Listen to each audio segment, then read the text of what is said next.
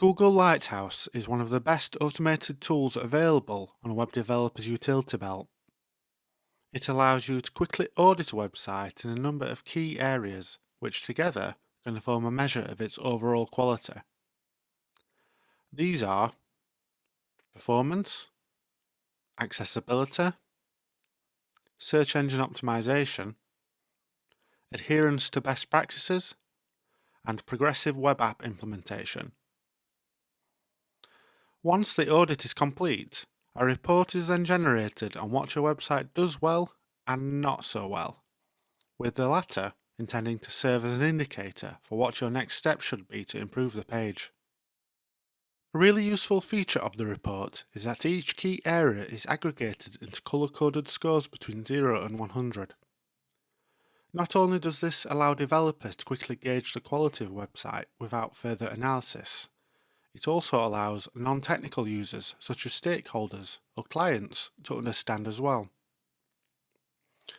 Each key area has its own section within the report, which more or less all follow the same format. Right here in the performance section, we can see some familiar metrics which are also colour-coded based on their quality. For these metrics, you may ask, how is it decided what constitutes a good, average, or just plain bad score? Who makes that call? Straight from the Lighthouse source code itself, we can see these are calculated using performance metrics of real data from the HTTP archive, a huge dataset which provides valuable insight into how websites are built.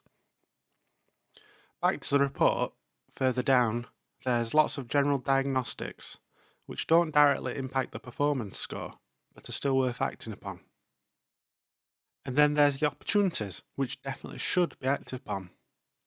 For each one, clicking will reveal more information about the recommendation.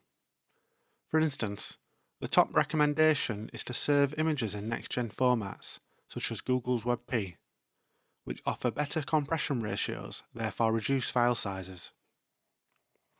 For example, this top image is currently pretty unoptimized at 318 kilobytes, and Lighthouse estimates that this can be brought down by a massive 263 kilobytes, which is around 83% smaller.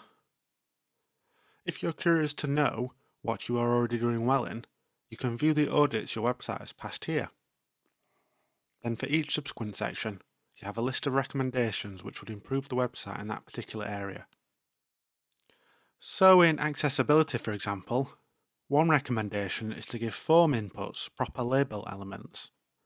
At the moment, we can see from the source code in the detail here that placeholders are being used as labels, which is incorrect.